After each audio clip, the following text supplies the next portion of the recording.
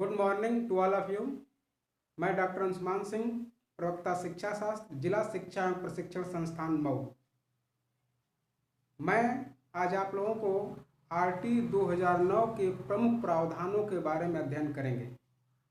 पिछले वीडियो में मैंने शिक्षा के अधिकार अधिनियम 2009 की जो पृष्ठभूमि है, इसका निर्माण कैसे हुआ, संविधान के किन किन भागों में संशोधन किया गया, संविधान में कौन कौन से अनुच्छेद जोड़े गए। जैसे कि आप जानते हैं, उसमें बताया था कि 86वें संविधान संशोधन अधिनियम 2002 के द्वारा ये प्रावधान किया गया। उसमें अनुच्छेद 21 का, अनुच्छेद 45 का, अनुच्छेद 51 क उसमें जोड़ा गया था। शिक्षा को मौलिक अधिकार बना दिया गया। अब ये इस आज की वीडियो में हम ये देखेंगे कि जो शिक्षा का अधिकार अधिनियम क्या है, इसमें क्या प्रावधान किया गया है, इसमें कौन कौन सी महत्वपूर्ण बातें हैं जो प्रारंभिक शिक्षा में बदलाव के लिए इसमें कहा गया है। तो उन प्रमुख प्रावधानों के बारे में हम इसमें आज एक एक करके जो प्रमुख हैं, जो परीक्षा उपयोगी हैं, जो विभिन्न परीक्षाओं में पूछे गए हैं, जो विभिन्न परीक्षाओं में पूछे जा सकते हैं, उन विभिन्न प्रावधानों के बारे में, महत्वपूर्ण बिंदुओं के बारे में हम आज चर्चा करेंगे, उसको हम समझाने का प्रयास करेंगे। ठीक है, तो आज जो शिक्षा का अधिकार अधिनियम 2009 है, उसमें कुल 7 अध्याय हैं। उसमें कुल 7 अध्याय, 38 धाराएं और एक अनुसूची है। एक अनुसूची है। जो शिक्षा का अधिकार अधिनियम है, उसमें कुल 7 अध्याय हैं, 38 धाराएं हैं, एक अनुसूची है। अब इसमें 38 धाराएं हैं, लेकिन जो परीक्षा के दृष्टिकोण से कुछ ऐसे महत्वपूर्ण बिंदु हैं, धाराएं हैं, जो बहुत उपयोगी हैं, जो विभिन्न परीक्षाओं में पूछी जाती हैं। तो इसमें शिक्षा का अधिकार अधिनियम क्या है, एक एक करके हम देखते हैं। सबसे पहला हम देखते हैं कि शिक्षा का अधिकार अधिनियम 2009 लागू होने के बाद जो प्रारंभिक शिक्षा है, यानी जो 8वीं तक की शिक्षा है, वह निःशुल्क होगी। तो सबसे पहली बात कि 8वीं तक की शिक्षा निःशुल्क। 8वीं तक की शिक्षा, 8वीं तक की शिक्षा निःशुल्क। 8वीं तक की शिक्षा निःशुल्क। दूसरी बात है कि जो भी बच्चे 6 से 14 वर्ष के हैं, यदि किसी विद्यालय में नहीं पढ़ रहे हैं, तो वे बच्चे अपनी आयु के अनुरूप कक्षा में प्रवेश ले सकते हैं।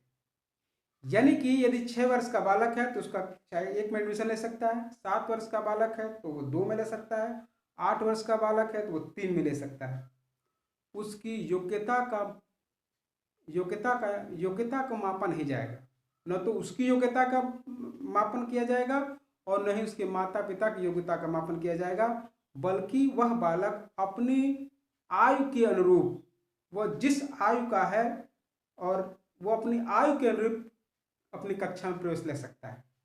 यानी कि उसके गुणों का मापन, उसकी योग्यता का मापन नहीं किया जाएगा, उसकी आयु के आधार पर प्रवेश है। इसीलिए जब आरटी 2009 लागू हो गई तो एक बार प्रश्न पूछा था कि जब आरटी 2009 लागू होने के बाद प्राथमिक विद्यालय की कक्षाएं हो गई, क्या हो गई? आयु के अनुरूप समजाति हो, यानी एक ही आयु के सारे बच्चे लगभग हो गए।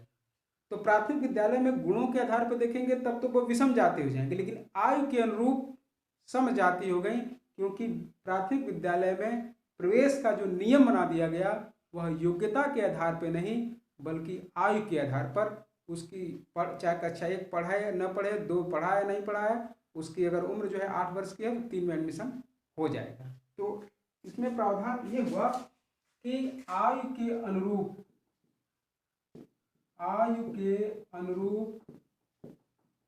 कक्षा में प्रवेश, आयु के अनुरूप कक्षा में प्रवेश,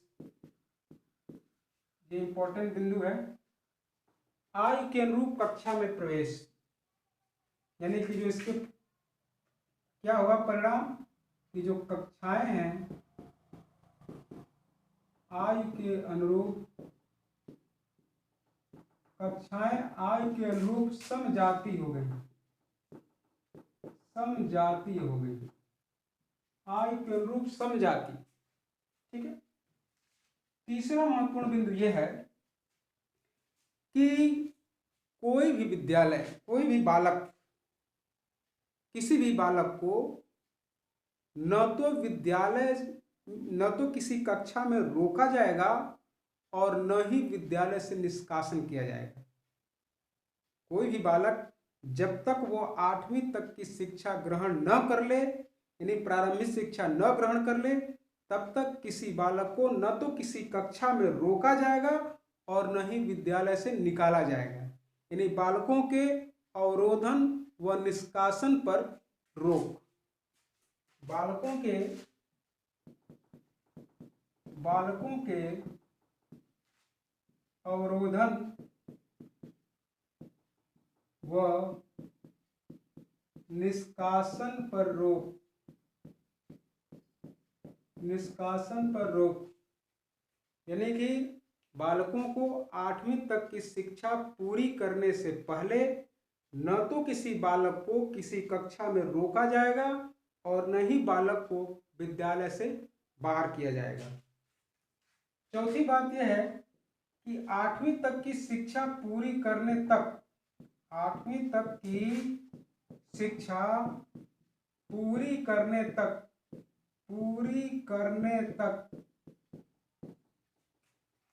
कोई भी परीक्षा पास करना अनिवार्य नहीं होगा। कोई भी परीक्षा पास करना अनिवार्य नहीं होगा, अनिवार्य नहीं होगा। कोई परीक्षा पास करना अनिवार्य नहीं होगा। प्रारंभिक शिक्षा तक कोई भी परीक्षा पास करना अनिवार्य नहीं होगा। यानी बालक को प्रारंभिक शिक्षा जो है, जो कक्षा 1 से 8 तक की शिक्षा के लिए किसी भी कक्षा को पास करना जरूरी नहीं है। उसको हर साल उसको कक्षा 1 से 2, 2 से 3, 3 से 4, 4 से 5, चाहे वो पास हो चाहे फेल, उससे कोई लेना देना नहीं है। उसको आपको आगे बढ़ाते चले जाना है। यानी इसलिए क्योंकि कोई लिखा हुआ है कि 8वीं तक की शिक्षा पूरी करने तक कोई भी परीक्षा पास करना अनिवार्य नहीं होगा। ये भी लिखा है, ये भी लिखा है कि बालकों को किसी कक्षा में रोका नहीं जाएगा। बालकों को आप किसी विद्यालय से आप निकाल भी नहीं सकते। तो ये जो 4 प्रमुख बिंदु हैं। इसके अलावा इसमें यह दिया गया है कि जो बहुत महत्वपूर्ण प्रावधान है कि निजी विद्यालयों में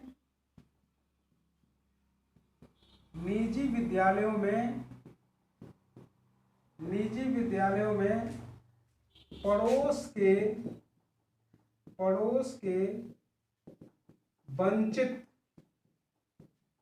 के वंचित बच्चों के लिए 25% स्थान आरक्षण होगा। 25% स्थान आरक्षित होगा। निजी विद्यालयों में पड़ोस के जो वंचित बच्चे हैं, जो SC हैं, ST हैं, जो विकलांग बच्चे हैं, उनके लिए जो 25% स्थान है वह आरक्षित होगा। 6वां प्रमुख प्रावधान यह है कि राज्य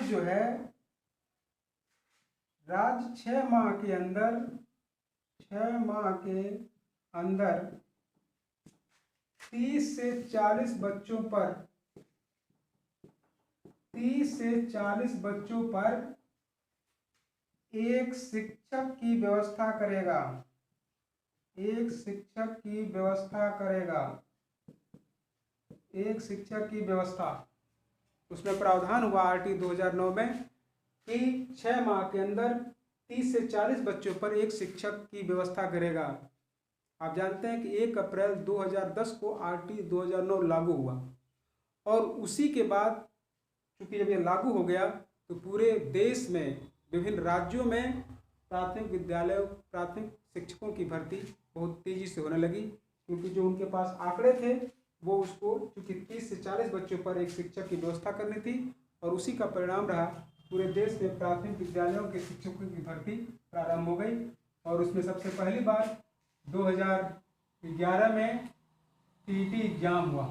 पहली टीटी एग्जाम हुई, सीटेट हुआ, फिर यूपीटेट हुआ और विभिन्न विद्यालयों विभिन्न राज्य जो है उसका कराने लगे।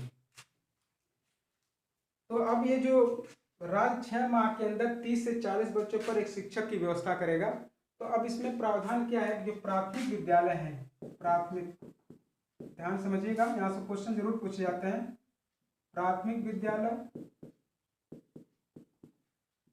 PS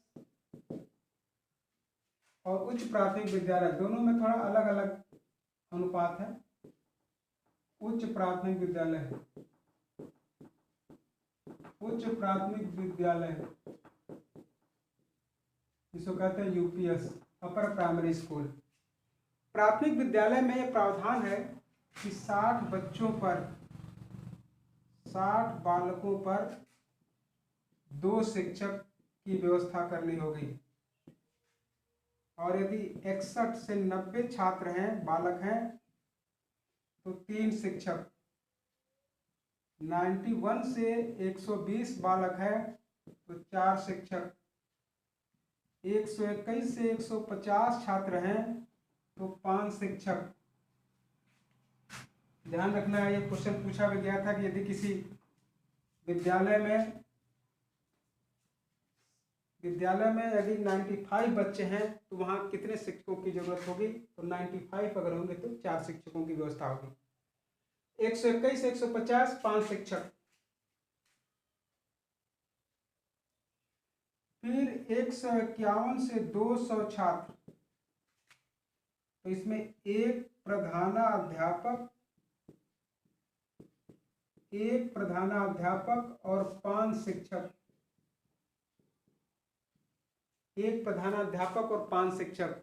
क्योंकि प्राथमिक विद्यालय में यह प्रावधान है कि जो प्रधानाध्यापक की नियुक्ति है वह 150 छात्रों की संख्या 150 से अधिक होने पर है। ये ध्यान रहे कि नोट कर लेंगे कि 150 छात्र से अधिक, 150 छात्र से अधिक होने पर, 150 छात्र से अधिक होने पर एक प्रधानाध्यापक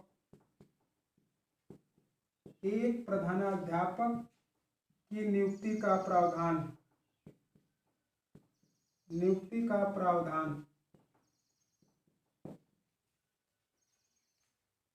प्राथमिक विद्यालय में प्रधानाध्यापक की जो नियुक्ति है वह 150, जिस विद्यालय में 150 से अधिक छात्र होंगे उसी विद्यालय में प्रधानाध्यापक की नियुक्ति का प्रावधान है।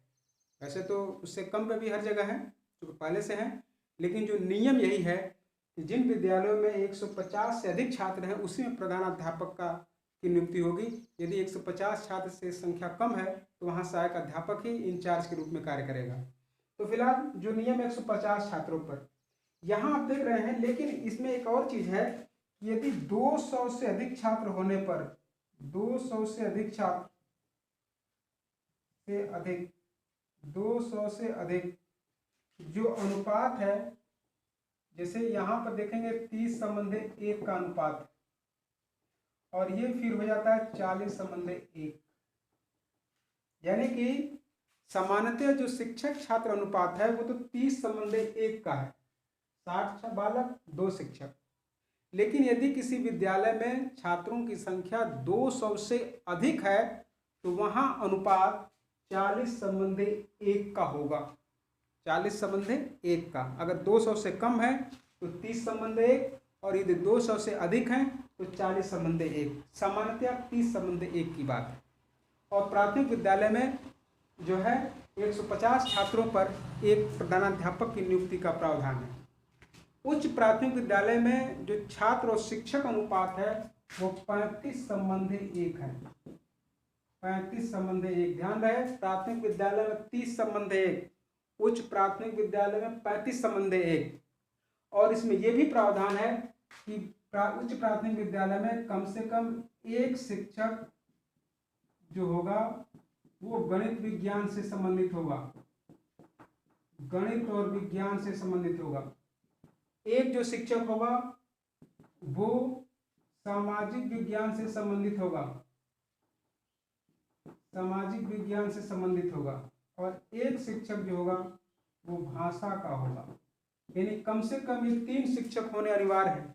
अब सोचिए यहाँ पर एक अनुपात 35:1 का भी होगा और ये भी उसमें लिखा है कि कम से कम प्रत्येक उच्च प्राथमिक विद्यालय में एक शिक्षक गणित विज्ञान का होगा, एक सामाजिक विज्ञान का और एक भाषा का। उच्च प्राथमिक विद्यालय में जो प्रधानाध्यापक की नियुक्ति का प्रावधान है वह 100 छात्रों पर है। ध्यान रहे, इसमें आप नोट करेंगे उच्च प्राथमिक विद्यालय में 100 छात्रों से अधिक 100 छात्रों से अधिक होने पर एक प्रधानाध्यापक की नियुक्ति का प्रावधान है 100 छात्रों पर। प्राथमिक विद्यालय में 150 छात्रों पर, उच्च प्राथमिक विद्यालय में 100 छात्रों पर। ये 35:1, ये 30:1। ठीक है, अगले पॉइंट।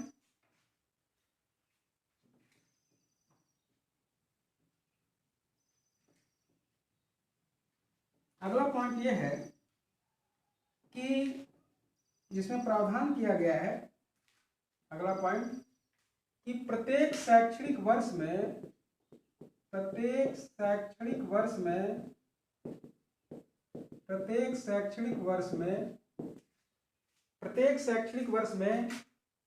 प्राथमिक विद्यालय प्राइमरी स्कूल में 200 दिन या 800 शैक्षिक घंटे की पढ़ाई होगी। 200 दिन या 800 शैक्षिक घंटे की पढ़ाई होगी।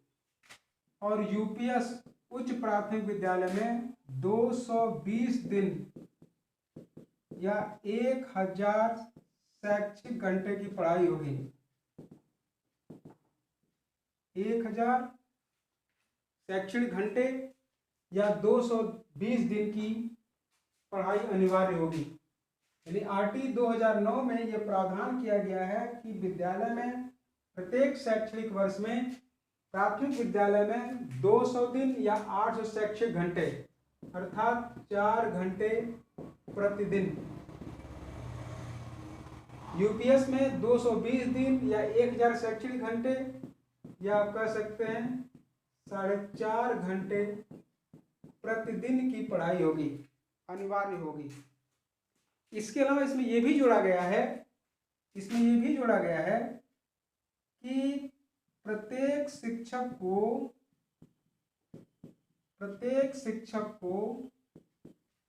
प्रति सप्ताह प्रत्येक शिक्षक को प्रति सप्ताह 45 घंटे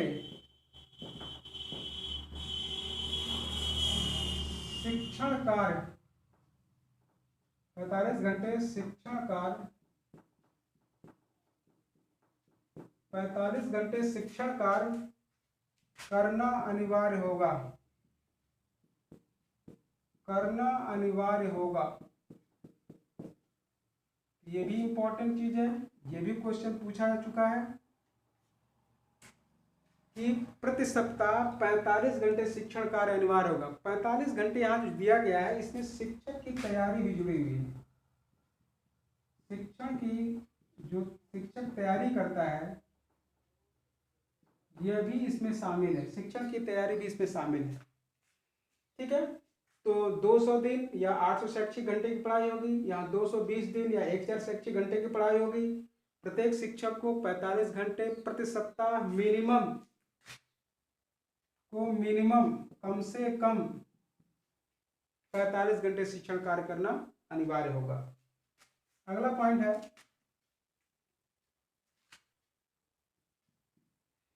कि प्रत्येक 1 किलोमीटर पर प्राथमिक विद्यालय और 3 किलोमीटर पर उच्च प्राथमिक विद्यालय की व्यवस्था करनी होगी। यानी कि इसमें प्रावधान है कि प्रत्येक 1 किलोमीटर पर प्राथमिक विद्यालय और प्रत्येक 3 किलोमीटर पर उच्च प्राथमिक विद्यालय होना चाहिए, ऐसा इसमें प्रावधान है। अगला पॉइंट, अगला पॉइंट ये है कि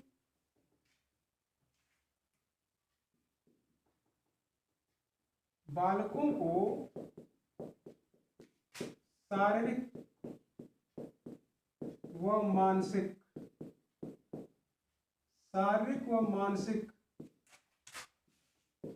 दंड पर रोक, ये धारा 17 है, जो पूछा गया था एक बार, किस धारा के अंतर्गत है। तो बालकों को शारीरिक और मानसिक दंड पर रोक, यानी किसी भी बालक को न तो शारीरिक दंड दिया जाएगा न ही मानसिक दंड दिया जाएगा, किसी प्रकार का, चाहे भले वो गलती करता हो, भले कहना न मानता हो, लेकिन फिर भी आप बच्चे को दंड नहीं दे सकते, ऐसा इसमें आरटी 2009 में ऐसा प्रावधान है। अगली बात, अगला प्रमुख बिंदु ये है, जो भी महत्वपूर्ण बिंदु है उसी को हम बता रहे हैं कि प्रत्येक विद्यालय में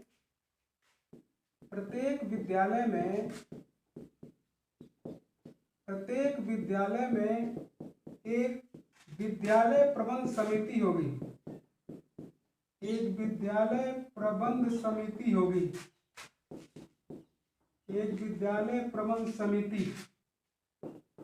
SMC।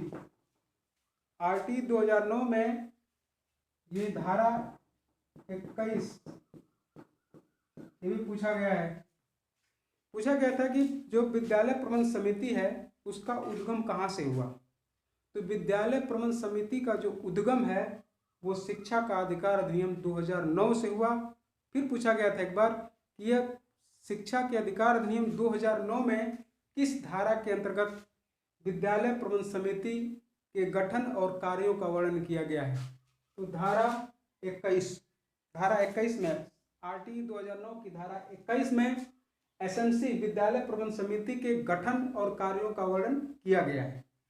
तो ये विद्यालय प्रबंध समिति है, इसकी खासियत क्या है, इसमें क्या दिया गया है, इसमें यह किया गया है कि जो विद्यालय प्रबंध समिति है यानी एसएमसी का अध्यक्ष कौन होगा, एसएमसी का अध्यक्ष अभिभावक होगा, एसएमसी का अध्यक्ष अभिभावक होगा। अब जानते हैं कि इससे पहले जो प्राथमिक विद्यालय में ग्राम शिक्षा समिति थी और है भी, अभी भी, अब सक्रिय नहीं है लेकिन इसके पहले वही कार्य कर रही थी।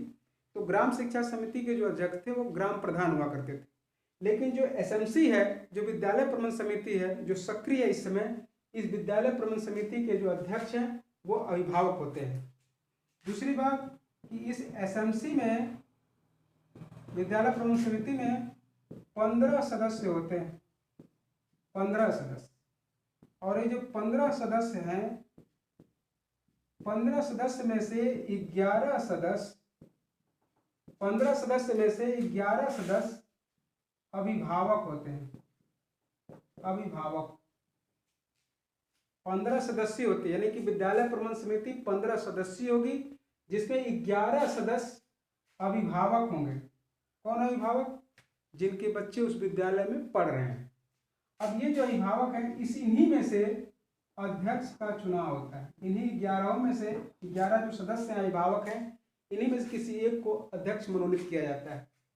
इसके अलावा जो एक सदस्य होगा वो सचिव के रूप में कार्य करते हैं, जो समानांतर प्रधानाध्यापक होते हैं, जो समानांतर प्रधानाध्यापक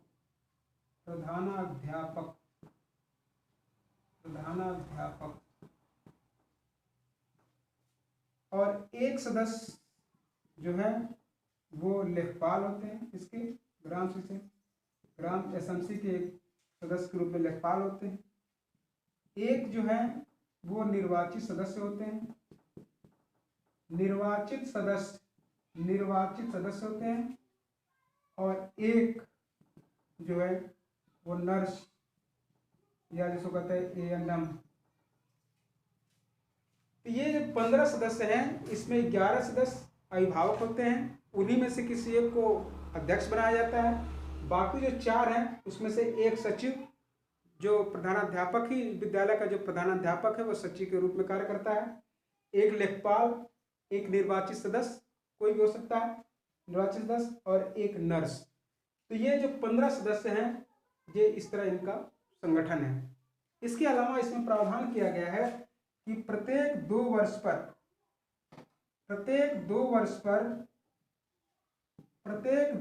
पर एसएमसी का पुनर्गठन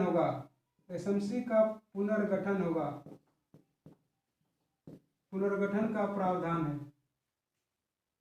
प्रत्येक 2 वर्ष पर अगला पॉइंट, प्रत्येक 2 वर्ष पर एसएमसी के गठन का प्रावधान, इसमें जोड़ लेंगे आप, प्रत्येक 2 वर्ष पर एसएमसी के गठन का प्रावधान,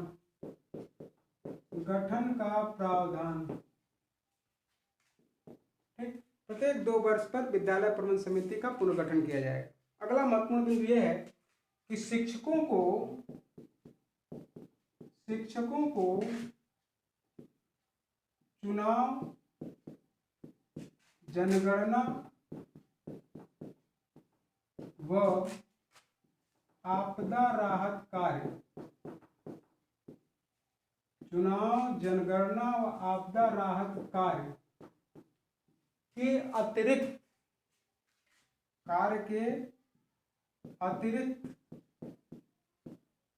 किसी गैर शैक्षणिक कार्यों में